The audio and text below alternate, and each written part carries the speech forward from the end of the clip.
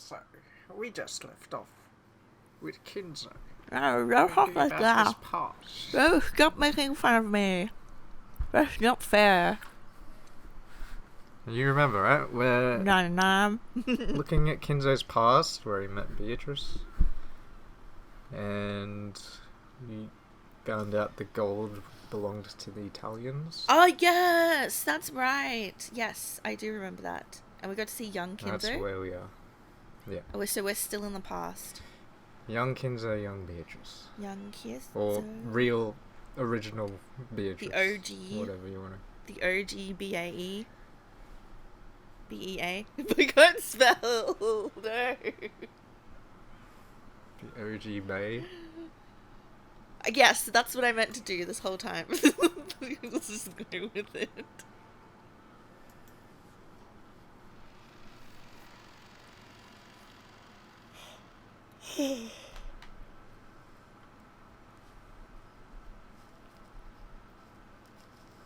Is that the music playing? Because I can't hear anything. There is ambient wave. Actually, not waves, just wind. Let me check. It might be because I have it turned down. Oh yeah, I can hear. Alright, let's see how my voice does this week. Yeah, well, he's young. You don't need to do old man Kinzo right now. He's young man Kinzo. Was just eating, so probably should have given myself some time, but Lieutenant Yamamoto, the Italians don't want us to tell the mainland about this gold. Oh, that's me, isn't it? Oh, what was I?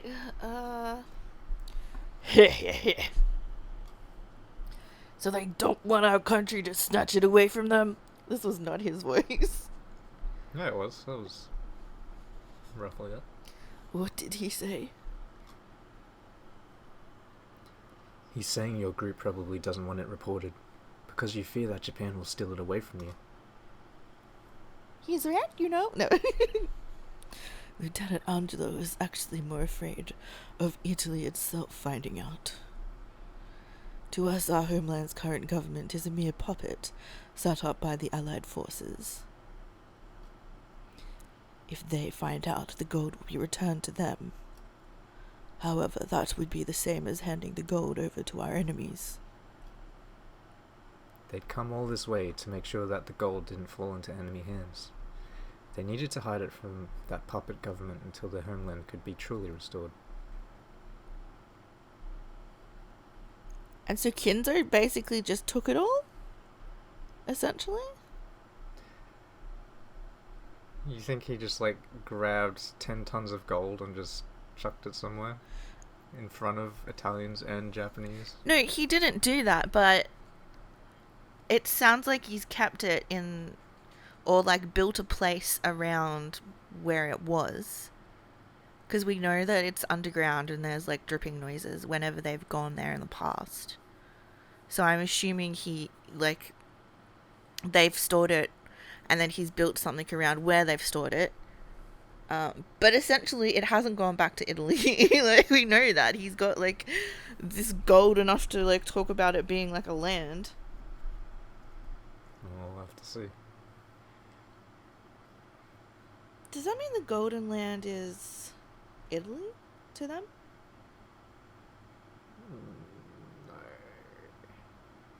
Maybe. Yeah. I don't know if you want to think about it like that. I don't know. I will find out more clues and information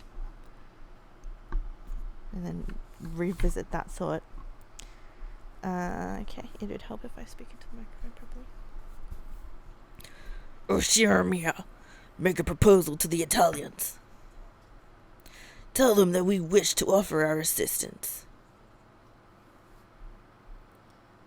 What sort of assistance? Let's see if I've got this straight. They want that gold kept secret so that Homeland doesn't find out about it.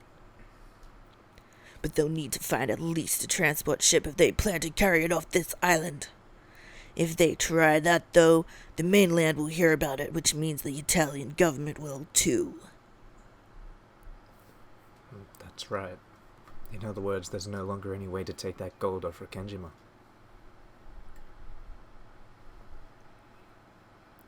Their mission must have been to hide the gold in absolute secrecy until the day of their homeland's restoration. Later on, several plausible rumors would circulate about how Nazi Germany had also moved much of its secret wealth to certain hidden areas in South America just prior to its collapse. It was a very natural conclusion to reach.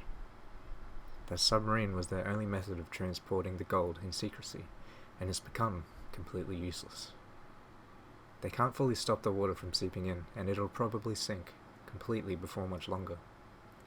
There's no longer any way for them to transport the gold in secrecy. In other words, their mission has ended in failure here in the Far East. So, just how is Lieutenant Yamamoto proposing that we assist them?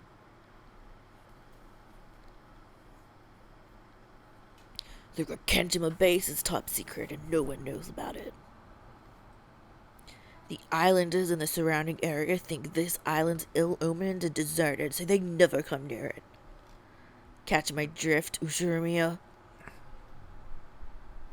What did he say? As we told you earlier, no one knows about this base. And as you can see, it's of no use strategically, so the higher-ups have already forgotten about it. It sounds like Lieutenant Yamamoto is suggesting that you hide the gold on this island. Beatrice quickly translated this and told Lieutenant Angelo. He began discussing something rapidly with his subordinates. They didn't look happy. Japan may have been their ally, but they probably didn't want to leave the gold for reconstructing their motherland in Asian hands. Still, it was hard to imagine any other option for them. It's a fierce debate. Some say that there's no other option, while others think we should remain loyal to our homeland no matter the cost. Lieutenant Angelo is stuck between a rock and a hard place. The final order given to them by their fallen homeland was to hide the gold. However, by now there was no way for that order to be carried out successfully. If the mainland or their own homeland found out, the gold would probably be confiscated by the wrong people, from their point of view. If they really wanted to carry out their homeland's orders faithfully, Lieutenant Yamamoto's proposal was extremely reasonable. Though he couldn't understand their words, he seemed to realize how divided they were. If we help out, we'll be able to hide the gold in total secrecy. Fortunately, there's an abandoned tunnel that stretches all the way across this island. All the way across the island? Remember Convenient. the distance between the mansion and Kuadorian, I think, is like 2 kilometers or something. How big is the actual island? Do they ever talk about that? 2 kilometers? I don't know. He's saying that if you hide the gold underground and bury it on this island, no one will be able to find it. Our side is saying that it sounds like a realistic proposal. However, there seems to be some resistance to accepting Japanese help. It seems they're having difficulty coming to a decision. Do you really have a choice, Italians? You don't think you can hide that gold without our help, do you? And I doubt you want to leave it lying around on the beach for much longer. Lieutenant Angelo wants to minimize the number of people who know about the gold. He doesn't trust the Japanese, but it looks like he's decided that Lieutenant Yamamoto's plan is the best possible option. But he seems suspicious. About what?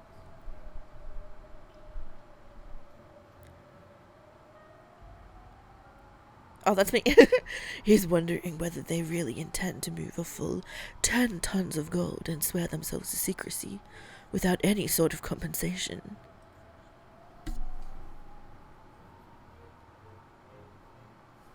$50%.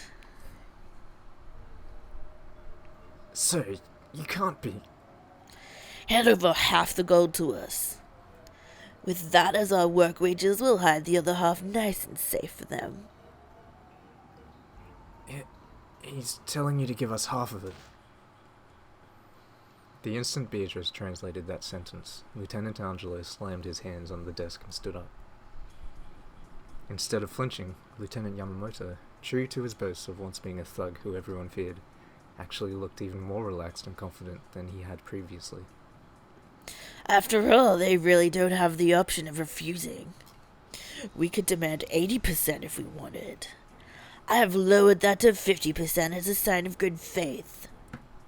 Of course, we aren't the only ones with leverage here.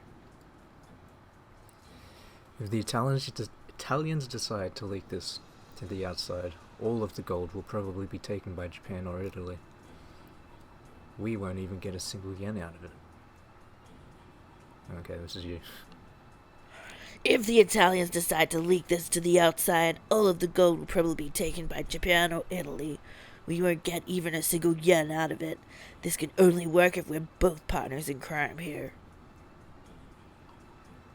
He's saying we should all be partners in the crime of embezzlement. By now he's already moved on to speaking as an individual, and not as a soldier. I don't believe it. So the gold has blinded him. Lieutenant Yamamoto was grinning. It really did look as though he had been blinded by greed, just as Beatrice had said. If they leave it just piled up where it is, you can be sure that it'll be noticed when the boat comes from there, for them from the mainland. If that happens, none of us will profit. They ought to accept our proposal and hide the gold as soon as possible.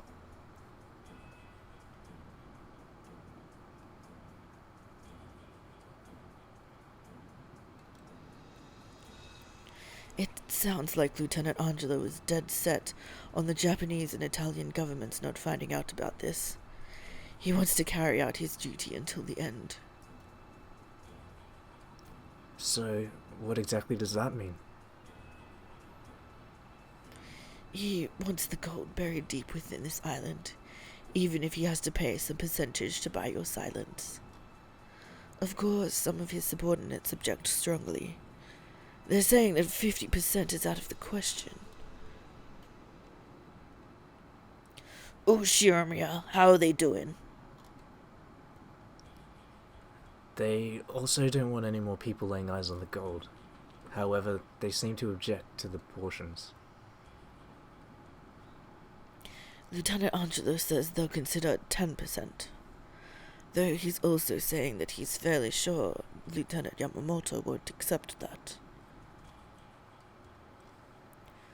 Shiromia, what's the Italians' answer? They say they'll consider 10%. This time it was Lieutenant Yamamoto who slammed down on the desk. But the Italians didn't flinch either. An incredible tension filled the small room. However, despite his violent outburst a second ago, Lieutenant Yamamoto's expression still looked smug and in control. He was probably confident that he now had the initiative. 10%? Now there's a modest proposal. Okay, sure, I'll give up 10%. We'll split it 40-60. Tell them I won't go any lower than that. 40% for the Japanese, 60% for the Italians. The lieutenant was talking tough, but in truth these negotiations weren't being made on an equal footing. If the Italians had just wanted the gold for themselves, there wouldn't have been much of a problem. But what if they were true patriots, and decided to return the gold for the purposes of reconstruction, even to the defeated puppet government of their homeland? If so, they would probably report the existence of the gold to the Italian embassy.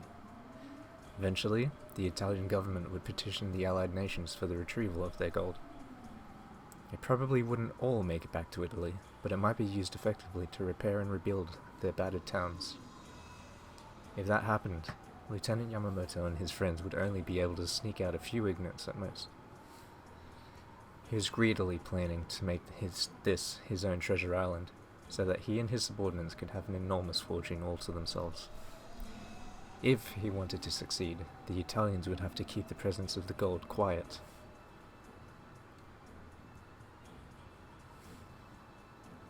But there's one thing I don't get. If Lieutenant Angelo doesn't want to let anyone have the gold, he could have just let the submarine sink. Why did he have it unloaded? I'd rather not think about it. But Lieutenant Angelo might have started planning to embezzle the gold as soon as he realized that their mission would be impossible to complete. Right now, he's asking his subordinates for their opinions, both as soldiers and individuals with families waiting for them back home. The more straight-laced soldiers are furious. The discussion between the Italians was becoming fierce and emotional. Though their homeland had fallen, they had come all this way in accordance with its orders. They had probably been given this mission because they were particularly faithful and duty-minded troops. It seemed they couldn't just agree to a foreigner's proposal to embezzle and split up the gold.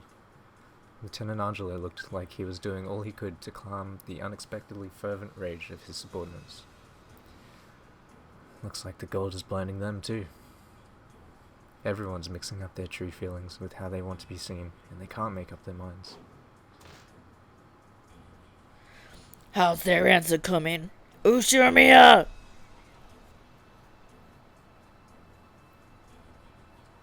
BJ, Lieutenant Yamamoto's asking for an answer. They're saying they want some time to think. I had you to talk to, so I was able to distract myself from our current situation, but that wasn't true for the rest of them. They lost a lot of comrades at the end of a very long journey, and now they're here and in a tight spot. They've even lost their mission, the one thing they could depend on to guide them. They don't know what to do. Sir, they say they'd like some time.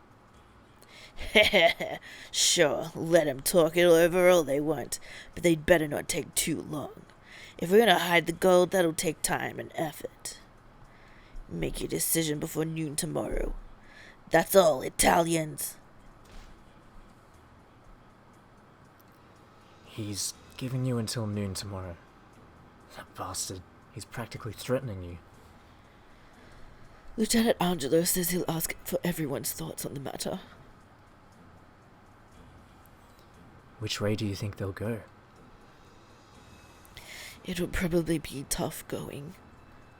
It seems Lieutenant Angelo is willing to consider splitting it. But his subordinates and the others will probably oppose that. All of them have lost close friends on their voyage to the Far East.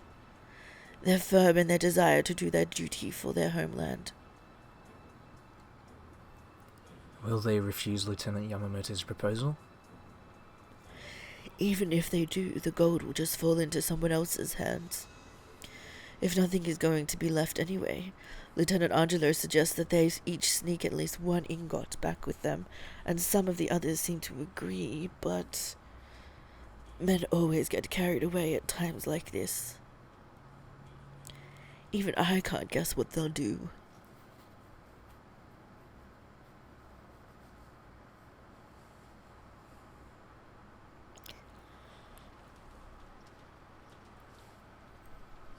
I imagine the Italians had some complicated feelings about all of this. In their eyes, the Italy that surrendered was probably little better than an enemy country. Letting the gold go back there would make their entire voyage meaningless. However, embezzling and divvying up the gold would also make their whole voyage meaningless. The country they felt obligated to serve had already fallen. That alone destroyed the significance of their journey. Not a happy story for them. If it's bound to be meaningless anyway, wouldn't keeping a hold of even just a few ingots be better than nothing? Sure, if you want to calculate straight up profit and loss. But men aren't like that. The Italians were gathered in a cramped room, arguing fiercely.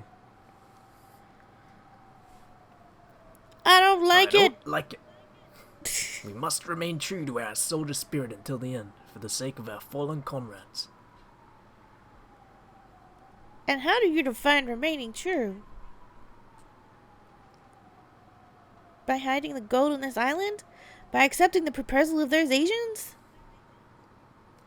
We can't trust them, especially that Yamamoto person. We mustn't let our guards down. Unloading the gold and letting the Japanese see it was a huge mistake. We should have let it sink with the sub. Oh, wonderful idea. Let's just sink it right inside a Japanese base. It would have been pulled up eventually. That wouldn't hide anything. It doesn't matter. There's no way to get the gold off this island without anyone knowing. If we had just taken an honorable path and scuttled the sub, none of this would have happened. If we had known then that the sub would have been broken beyond repair. Why did the Lieutenant Commander contact the Japanese military and ask for help? How was he planning to carry out our mission if they found out about the gold? Our mission I'm was pretty a sure there's only, failure the moment he asked them for help. I'm pretty sure there's only like 2 or 3 guys in this room. But we're treating it like there's like Tons. 10. Our mission was a failure from the moment he asked them for help.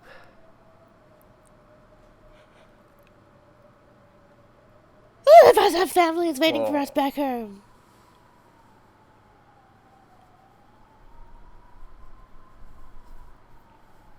Same person. And we've more than done our part, I'd say, voyaging all the way to this island country in the Far East. You might call this fair and just payment for our services.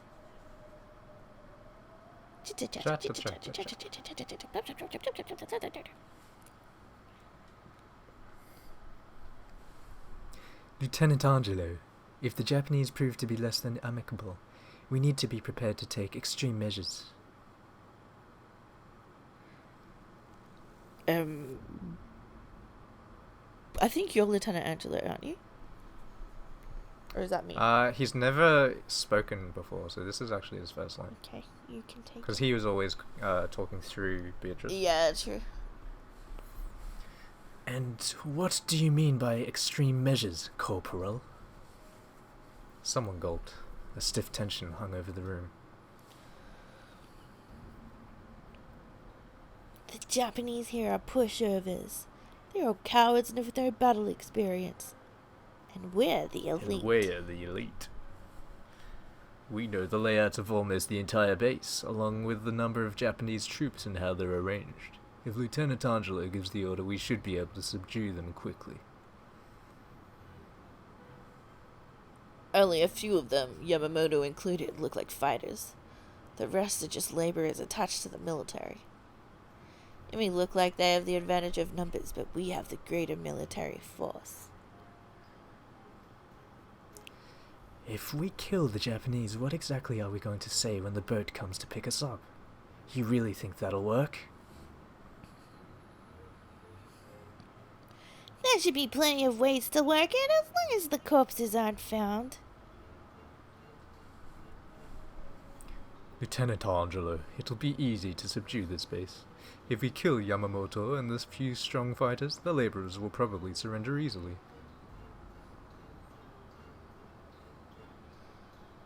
Let's have them bury the gold. Carry it and bury the gold. Of course, we'll have to silence them afterwards.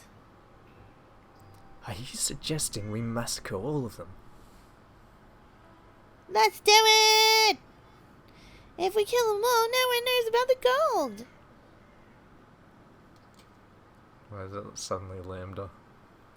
No. At that moment, the supposedly locked door opened slightly, and a metal object was thrown in. Oh no. Granata! As the yell rang out, the table was kicked over to be used as a shield, and they all dropped to the floor. However, in this cramped room, it probably wouldn't do them any good. The Italians were all prepared for death. I dud! A dud. It's a dud! You go. Fortunately, the shoddy grenade was a dud. The door was slammed open and 3 Japanese soldiers wielding pistols jumped in. Damn it, it's a dud! Kill the Italians! Kill the Italians! Return fire! Fire will! Oh my goodness, this is crazy. In this small room, no matter who shot where, it was bound to hit someone. The exchange of bullets instantly caused a rain of blood, with casualties on both sides. The 3 who had jumped in were covered with bullet holes and fell over moaning and thrashing.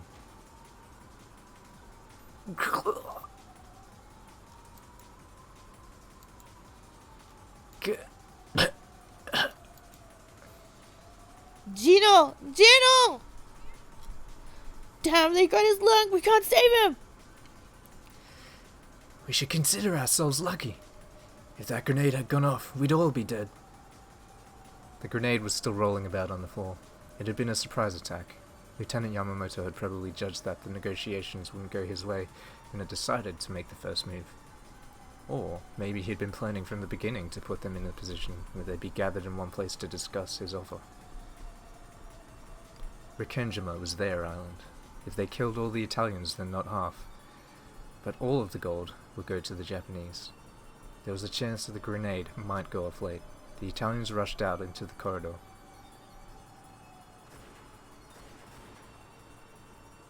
They heard gunfire from down the hallway. It was coming from the direction of the submarine dock. Clearly the troops guarding the pile of gold were being attacked. Lieutenant Angelo, what are your orders? We have no choice. Kill the Japanese! Well, Lieutenant! These guys are good! There's Italians and your ordinary soldiers. I see. They needed men good enough to guard that gold after all. We have the numbers. Keep your cool, surround them and kill them. Let's hunt some Italians.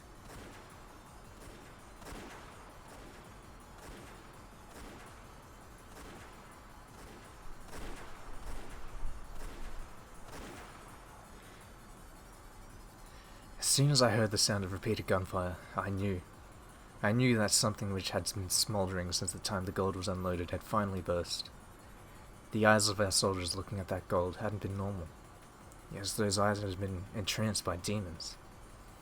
The Italians had been pushed to the limits by the heavy burden they bore. Who wouldn't have snapped after being trapped in a distant land where you can't understand the language or the writing? Thinking I had to do something, I ran towards the sound of gunfire. Looking back on it, that was an extremely stupid thing to do. That sound meant that there were people shooting at each other, people killing each other, and yet, unarmed as I was, I dashed towards the sound as though I was trying to mediate some schoolyard fight. It didn't take long before I learned how foolish and naive that was in the heat of battle. Hiraoka! Warrant Officer Hiraoka was lying face down, his entire body drenched in blood. Judging by the trail of blood behind him, it was clear that he had somehow managed to crawl here from a different room before dying. No, he was still twitching. He might not be dead yet. But on this island without a doctor... No, even if we had a doctor... Who could possibly save a man who had been shot this many times in the chest? When I looked into the room he must have crawled out of, I saw 2 more blood-stained Japanese corpses. They're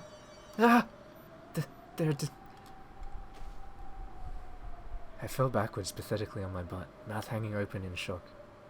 Come to think of it, that was the first time I had ever faced death in my life. The entire world was at war, even though millions were dying, both east and west. This was the first time I'd met with a person's death directly. Ridiculous. Didn't I join the army hoping to die? Didn't I whine about not being sent to the front lines? Yeah, so rejoice, Kinzo. Isn't this the death you were looking for? Why not spread your hands and yell out loud? Come for me, magnificent death. Someone came running towards me. It was a colleague of mine, a Japanese man, Tajime-kun. He dashed towards me, pale-faced and out of breath. His face seemed horribly contorted with terror. Mine probably looked the same. Tajima-kun, what happened? Run away! We'll all be killed! Someone yelled in Italian, and at that same time, Tajima-kun let out a scream. Then he grabbed onto me as he fell to the floor. A red stain was spreading across his back before my eyes. Tajima-kun. Run!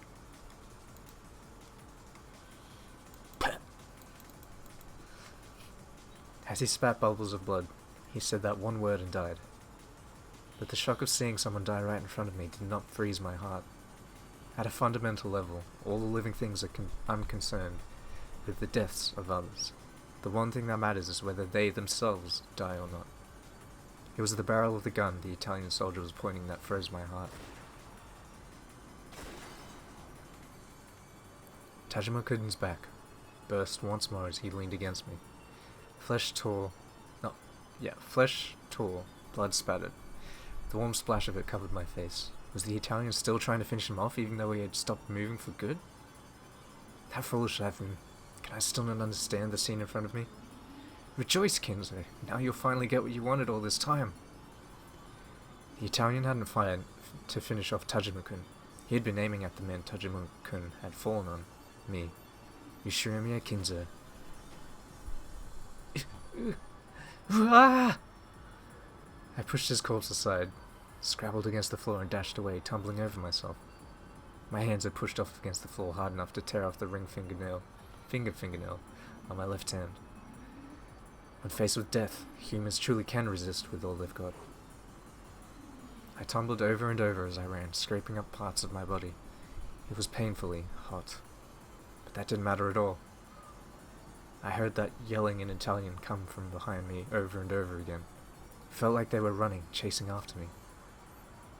I didn't want to look back, so I kept on running and running as though the Italians were right behind me. This is death. Didn't you want to die? No, I don't want to die. Why? Didn't I want to die so badly? But now I know. I know how wonderful it is to be alive. She taught me. Biche did. I can only be free when I talk with her. No, by talking with her I finally came alive for the first time. I was born. I want to live. I want to live, I want to live, I want to live. I don't want to die.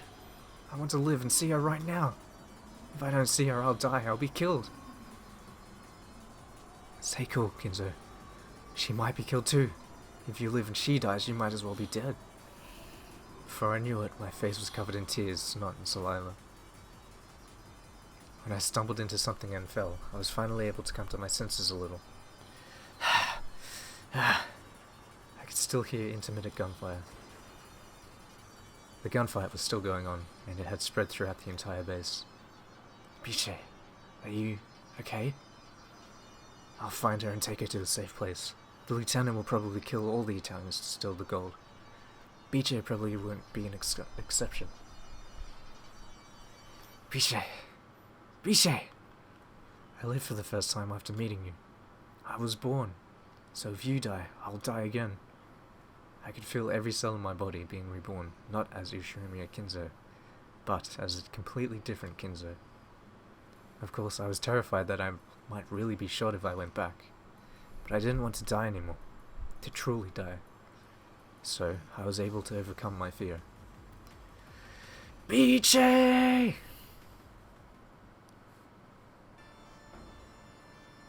Rubens. What on earth is going on? What is all this? There's no need for you to know. Just stay hidden there. Don't come out until one of your fellow countrymen calls for you. I heard an Italian voice. He's over there. Damn monkeys. Rubens stood with Beatrice behind his back and neatly shot the two men rushing at him with two 9mm bullets from his Beretta M1934.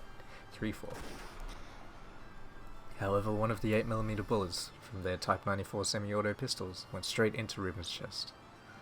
All three of the shooters were struck in the chest and fell down in a heap. Wait, is that M94 the same gun that they used in the duel? Nah.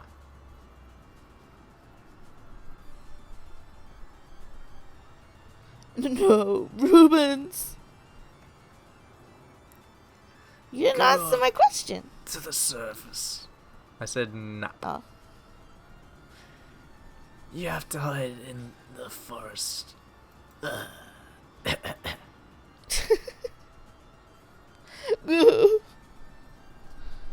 Rubens.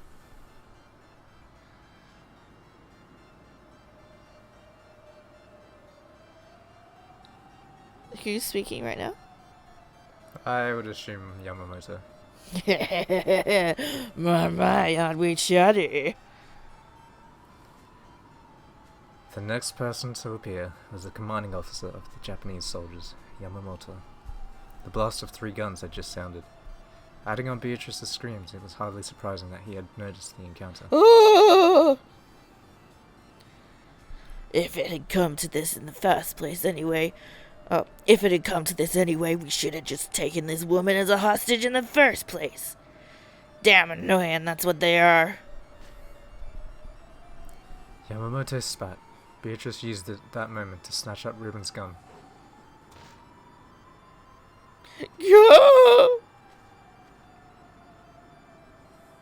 Well, look at you. Reaching to... Where's the kya? I did that. Oh, I didn't hear it. Well, look at you reaching to pick up a gun without missing a beat. Italian women sure are scary. Damn it, both of you screwed up. He spat this last part at the 2 dying men who lay moaning at his feet. However, what had happened to them wasn't particularly surprising. It wasn't the first time it had happened either. In this tiny cramped tunnel, nearly everyone had met head-on. When both sides shot recklessly in such a situation, the result was 2 corpses. So, whoever sensed another person and pulled the trigger quickest, won. That was the only way to survive this battle, without a bullet in your chest. Because of this, both Japanese and Italians had killed each other without hesitation, and they sometimes even pulled the trigger on oncoming allies. In the midst of all this were several Japanese men who had stumbled into the fight, wondering what was going on.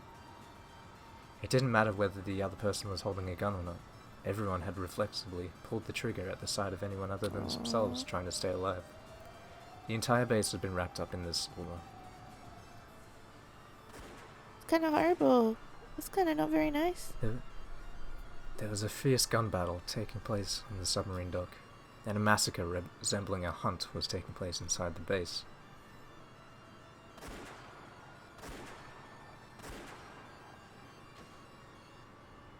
Most of the non-combatants assigned to this base were killed before they knew what was going on. The Italians were indeed quite seasoned troops, but their numbers began to drop bit by bit. Blood-stained corpses were scattered everywhere. At first, it had probably been a proper gunfight. However, as their minds began to grow weary and numb, it devolved into that most basic cause of wars throughout humanity, the desire to kill all foreigners you don't understand. Whenever they heard words they didn't understand, they pulled the trigger. By that point, the screams of foreigners sounded no different from those of a man-shaped beast. After all, they couldn't understand pleading in another language, so it had long ago turned into a mere massacre. As the number of dead surpassed the number of living, silence began to return to the base. Just when it felt as though everyone had died, and you could hear the desolate sound of the wind blowing through the caves, there would be a sudden scream, the crisp sound of a gun, and you'd remember that the massacre wasn't over yet.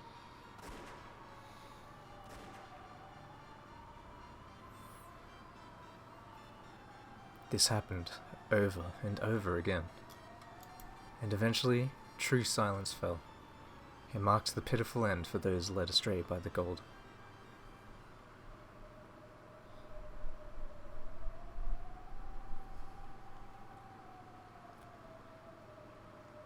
The leader of the Italian soldiers, Angelo, had managed to survive somehow. He encountered nothing but the corpses of friend and foe. All was quiet once more in the base. If he was careless enough to call out, he might be shot from the shadows somewhere. So he snuck about like a panther, breathing quietly and searching for remaining enemies. There was no sign or trace of any living person. Maybe all of the people in this base had died. Damn Japanese. The Japanese struck first, but at that time, we were also talking about killing them. They simply made the first move as military men, so perhaps we should be grateful for this day. Even if the boat had come to pick us up, there would have been no honor left for us. We would have been mere failures in our mission, unfit to face our dead comrades. Perhaps dying here in the Far East alongside my gun is a more fitting end for a soldier. I noticed the sound of shuffling feet coming from around the corner and straining to hear. Is someone seriously wounded and dragging their feet? Noticing them before they notice me greatly helps my chances. At this stage, there's no point in taking prisoners. We must dispose of all the Japanese. I'll dash around the corner quickly, check to see who they are, and shoot if it's a Japanese person. Nothing more. I've been hiding my footsteps the whole time. They probably don't know I'm here. Once the shuffling footsteps had come close enough. Oh my goodness. Angelo leaned around the corner and raised his gun. The voice that reached him spoke Italian. Run. You!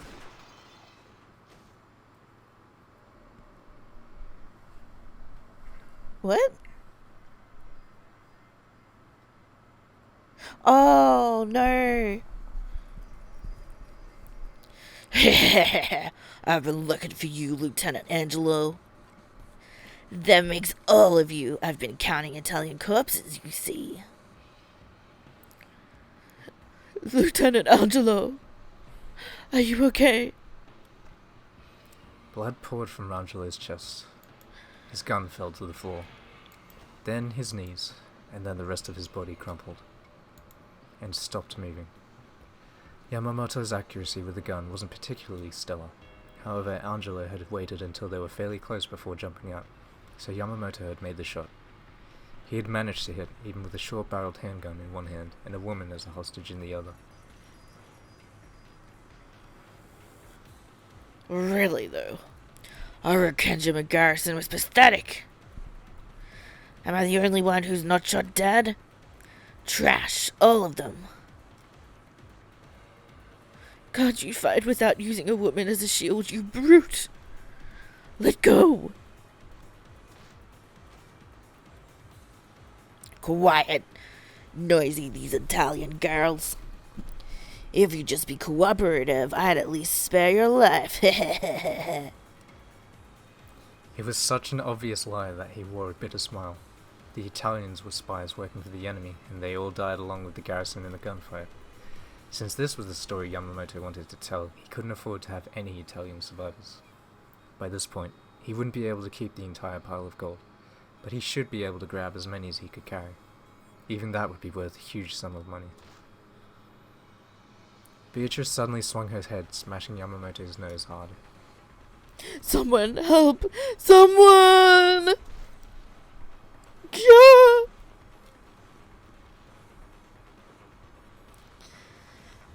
You witch! Nah! Witch? That's where it starts. That's where it starts. She almost managed to escape. However, Yamamoto quickly grabbed her leg and tripped her. She fell onto her back and Yamamoto mercilessly stomped his foot down on her stomach and pointed his gun at her. I don't make a hobby of taming tomboys. Die. Lieutenant Yamamoto, she had nothing to do with this. Let go of her. Kinzo had jumped out from the shadows. He was holding a gun he had stolen from one of the corpses. Ishiromiya. Ah, so you're alive? Let go! You're hurting her! It was you, wasn't it? You tipped the Italians off. What are you talking about? Yamamoto didn't know that the grenade had been a dud. He had been sure that the surprise attack would work, but it hadn't. So he'd assumed that Kinzo must have tipped them off. It's your fault the surprise attack failed and we're stuck like this. You turncoat, you traitor to your country. I know you've been working with them through this woman. Can't you see that you caused all this because you were blinded by gold? Run, Kinzo. This man has shot people begging for their lives. He'll shoot you too. Don't talk Italian. If you open your mouth again, I won't hesitate to shoot. It hurts. Yamamoto grounded his heel into Beatrice's gut. Stop it! Stop it! She has nothing to do with this! Oh. Are you pointing a gun at a superior officer? Stop and think a bit, fool. If we agree to keep the same story, we can have that pile of gold all to ourselves, okay?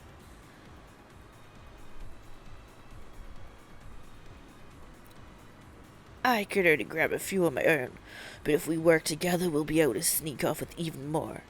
I don't mean this as your superior officer. Let's split it equally between us as men. The last time you offered to split the gold 50-50, you tried to slit their throats. Tch, Ushiromia. Looks like you prefer lead to gold. Without any hesitation, Yamamoto raised the barrel of his gun towards Kinzo and pulled the trigger. It grazed Kinzo's right ear. If Yamamoto's aim had just been a bit better, the bullet would have slammed into Kinzo's face. Kinzo. How could you? You gah! Not letting Yamamoto's momentary distraction go to waste, Beatrice lashed out and planted her right foot into Yamamoto's crotch. After moaning in pain, a demonic expression flashed across Yamamoto's face, and he stomped on her chest. Biche! You die! Beatrice shut her eyes tightly, hoping that she could withstand the incoming pain. No one wants to watch the moment they get shot.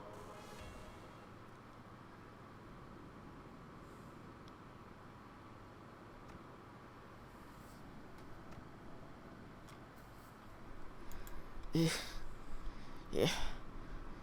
You,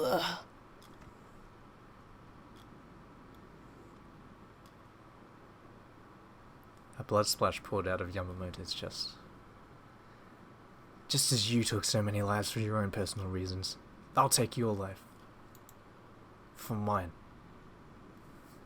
Could Yamamoto hear Kinzo's words until the end? In his last moments he seemed to grin. Then slowly, he fell backwards with a spurt of blood.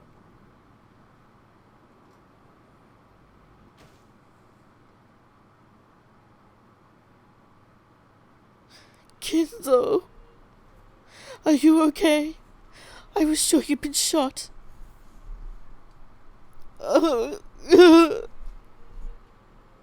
Beatrice tried to stand up, but then doubled over and started coughing. Biche, are you hurt? You hurt? She's been kicked, stomped on? Everywhere. My ribs are hurting. That brute really was stomping them hard. Will you be okay? I hope they aren't broken. Italian women don't break so easily. But thanks. I owe you my life. If you hadn't come, it would have all ended there. Ugh. Yamamoto had shown no mercy. Her ribs were probably cracked. We didn't have the option of waiting, possibly for several days, for the ship that was coming. I made the decision to carry her away from the island. The man who kept yelling about preserving the secrecy of the base is lying there dead. The next island over, Nijima, is close. A small boat should be more than enough to get us there. I need to take you to a hospital. The wound might be more serious than you realize. That's interesting. I never knew there was a hospital on this island. There isn't. A boat should get us to the next island over. We'll get you to a hospital. As for me, unless I cleverly cover up what happened on this island, I might end up getting court-martialed just for being here. I have a request. Please don't take me to a hospital. Why? If we go to a hospital and the embassy is contacted, I'll eventually be sent back to Italy. If that happens, I'll be interrogated about all kinds of things. I won't acknowledge the bastards who let Mama die. There's no homeland for me to return to now. This is the end for me. So there's nowhere I want to go anymore. Lieutenant Angelo. Rubens. Everyone who was so kind to me. They're all dead. And because of that, you want to die here too? I thought you said Italian women weren't weak. Live. Hey, Kinzo. What does it mean to live? You're the one who taught me, aren't you? Living is more than just breathing. I don't want to go back to Italy. Biche. You said that you were dead until you met me. But it's the same for me. I died in that submarine. My homeland fell. Mama died. Even Papa died. I prayed that our sub would just sink to the bottom of the ocean. So when we reached this place, I was actually disappointed that we'd survived. Then, right after that, Lieutenant Angelo started asking whether anyone could speak English.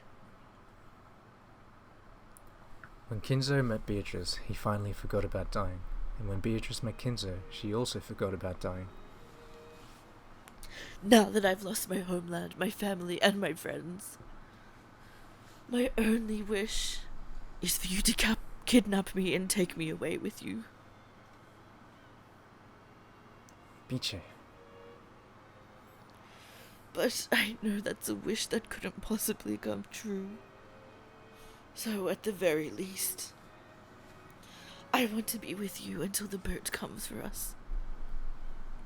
I don't care about the pain in my chest. After all, when the boat comes and takes me away, I'll die. Beatrice smoked this, smiling softly. She did her best to hide the pain in her chest.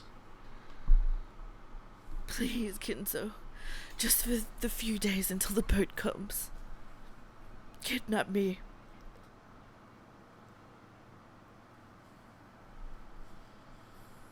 That's a wish I can't grant. Looking apologetic, Kinzo lifted Beato up and gently sat her in the boat. Coward. So, Japanese men are weak after all. You're right. I am a coward. So, I can only grant you half of your wish. With a clunk, he placed it, wrapped in a jacket, in the boat. What? What do you mean? The part about until the boat comes for you. That's the part I can't grant. Huh? What do you mean? Kidnapping you. That part I will do. Kinzo? There has to be a doctor on Nijima. I'm wearing a Navy uniform. I should be able to pass myself off as a survivor of a boat carrying a VIP that was sunk by enemy ships. If the doctor happens to be of the greedy sort, all the better.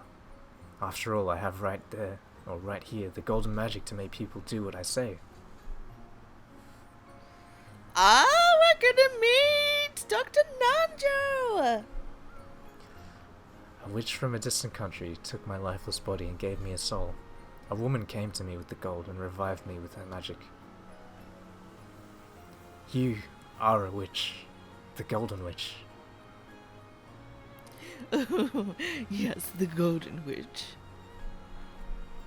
Even though I use the same recipe as everyone else, only my alchemy can turn pasta into a smoking black heap.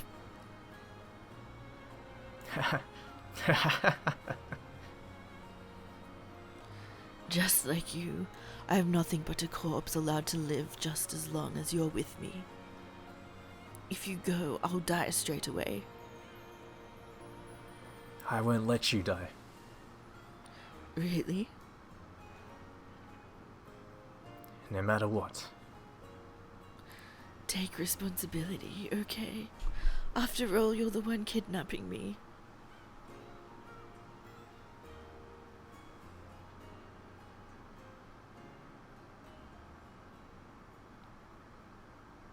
Do we get to meet young Dr. Nanjo?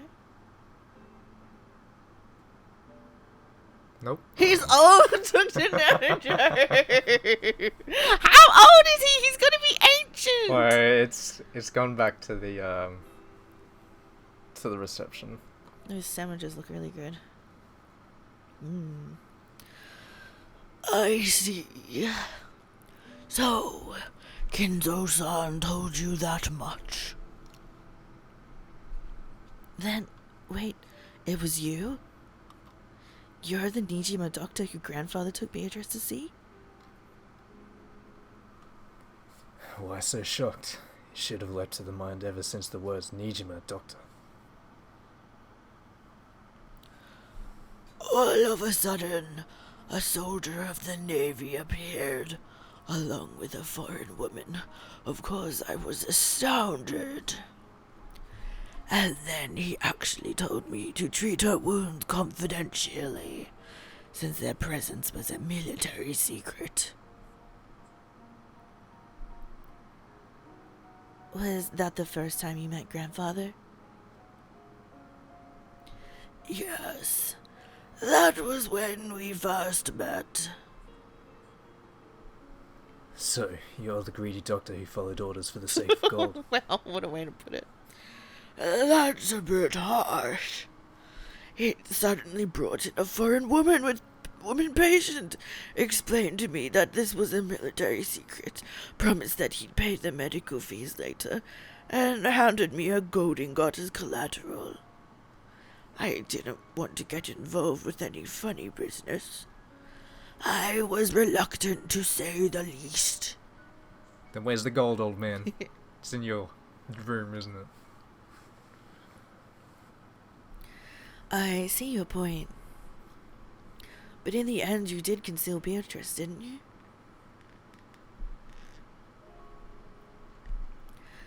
I may not be as skilled as Kinzo, but I do have some familiarity with English.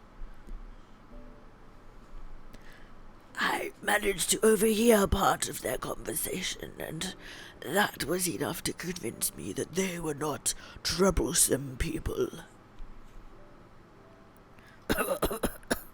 Of course, if I were to say that the ingot didn't tempt me, that would be a lie. I was much younger then, you see. What happened to her next? I treated her for some time before a messenger from the Uchinomiya family came and said that she would be moved to Odawara. They took her away. So, grandfather didn't come to get him himself? Wait, let me do that again. I'm Kinder. So, grandfather didn't come to get her himself. Regardless of how Kinzo explained away the incident on Rikkenjima, he probably wouldn't be able to move about freely for some time afterwards. Precisely. Kenzo-san has said that deceiving the military was the greatest challenge of his life.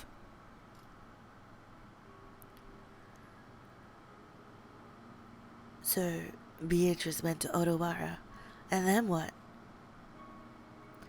I have heard that she hid herself in one of their unused villas. After all, Kinzo already had a family at that time. Oh, that's right. He was married before he went to the military. Yep. It must have been tricky to manage. So, leading a double life was business as usual for Kinzo, even before Kuwadorian. Whoosh. What are you doing? Is your butt itching?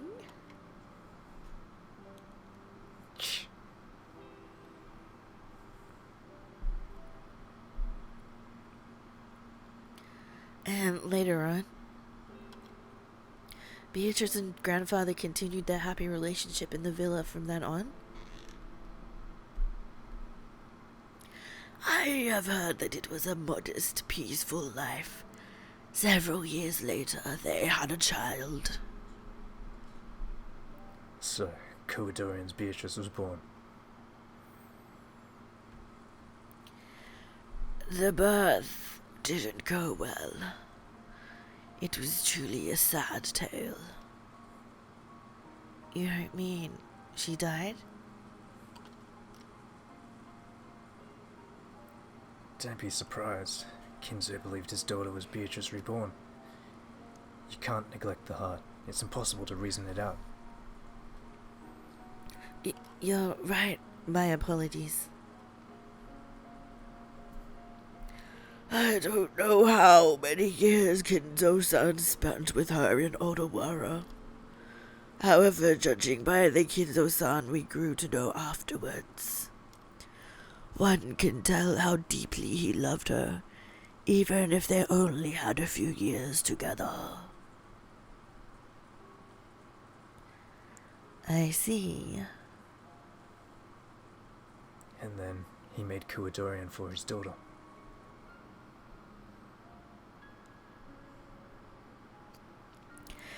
Kinzo-san cleverly made use of the submarine's gold to build up a fortune in a flash. Then he made use of his considerable skills in English to make connections with the GHQ, becoming immensely wealthy in a short span of time. There's no need to explain this part to you, Leon-san. Yes, he used that vast wealth, bought Rikendima, and built the mansion. The remaining relatives in Odawara scoffed at grandfather, thinking he was crazy to buy an entire deserted island. If you could carry 10 tons of gold around in your pocket, Kinzo probably wouldn't have brought Rokkenjima. He hid the gold somewhere in Rikendima, built up a fortune with the ingots he'd taken out of it, and then bought up the whole treasure island. Exactly. And that started the legend of the Ushiromiya gold. What about the mark of the one-winged eagle that was supposedly pressed into the ingots? The one-winged eagle, or more precisely, an eagle of which only one wing is visible. What do you mean? You see it often in Europe, do you not? A crest or coat of arms with an eagle spreading its wings on it. The flag of the Salo Republic also had an eagle, or was it a hawk? At any rate, it had some bird of that type emblazoned on it. So, the imprint was made too lightly, or else it was poorly done. Correct. They used a rough wartime press. It was probably supposed to look like the crest of an eagle, spreading its wings. It was pressed in a slight slant, so half of it was too light to see. So, half of the eagle spreading its wings disappeared, making it look like a one-winged eagle.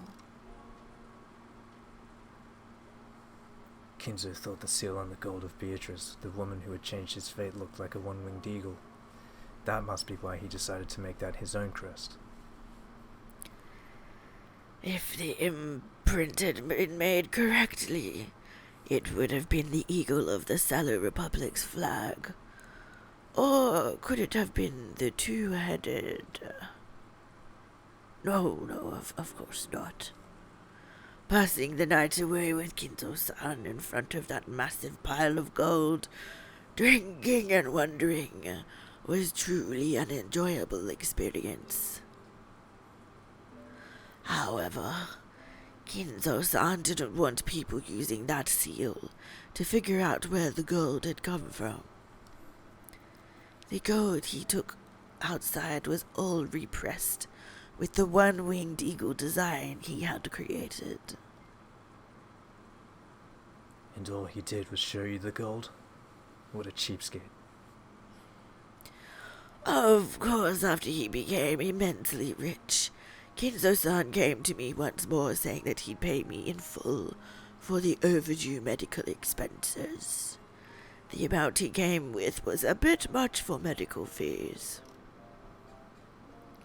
Though I did make sure to give him his change.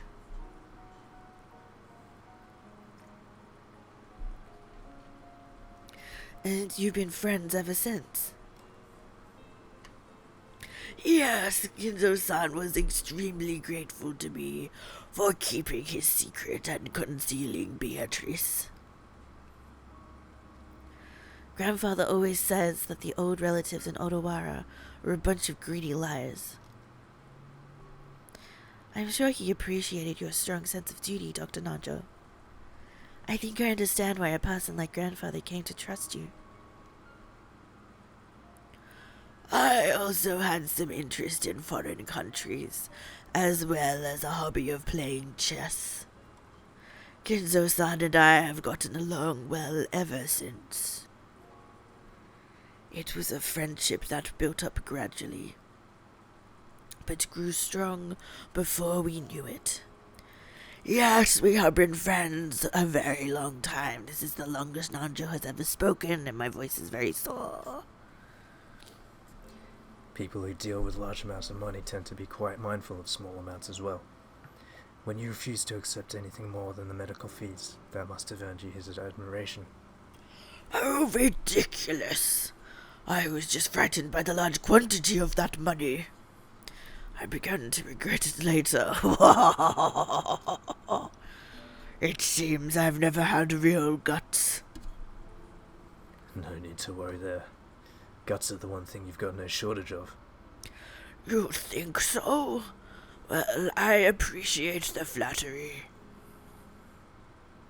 That wasn't flattery.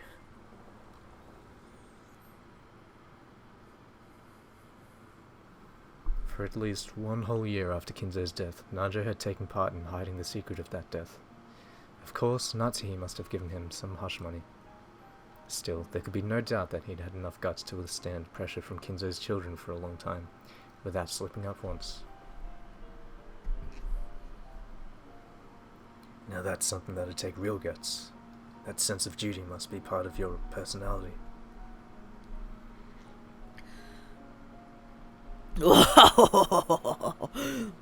Perhaps that is my only redeeming quality. I think Grandfather was blessed with a good friend.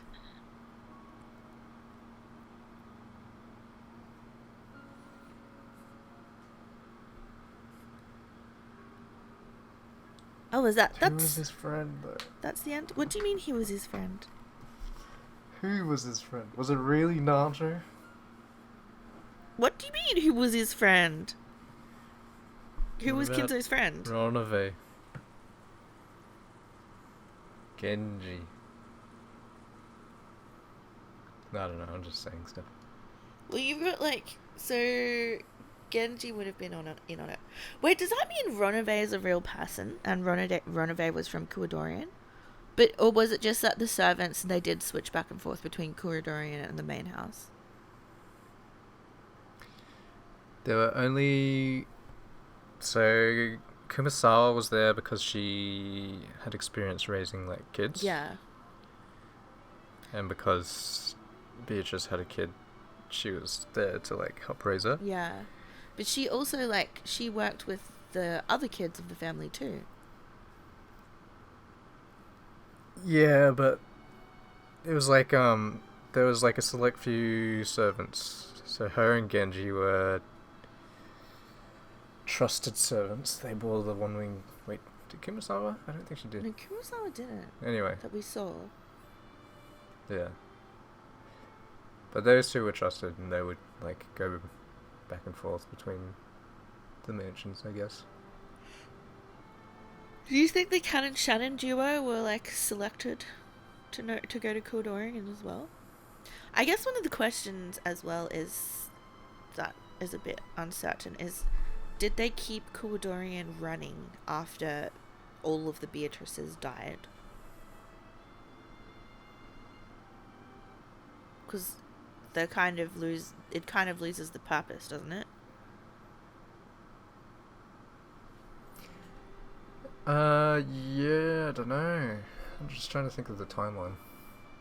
Because Kinzo would always go missing, they said. Like, he'd go missing and they wouldn't know where he went. And so he's obviously going to Kordorian. But I'm not sure if he stopped that when Chick Beatrice died. Because, well, that's where Chick Beatrice would live, though. In Kordorian. Yeah. And then she died when Rosa took her out. So I Rosa don't know. essentially killed her half-sister? No, her She aunt. didn't do anything. She slipped. Poor Rosa. Living. Takes out all her childhood trauma and her own child. Oh, poor Maria. What's Maria going to be like as a mum? Dead. She's dead. She will never be mum. She's the only piece they found, her jawbone of.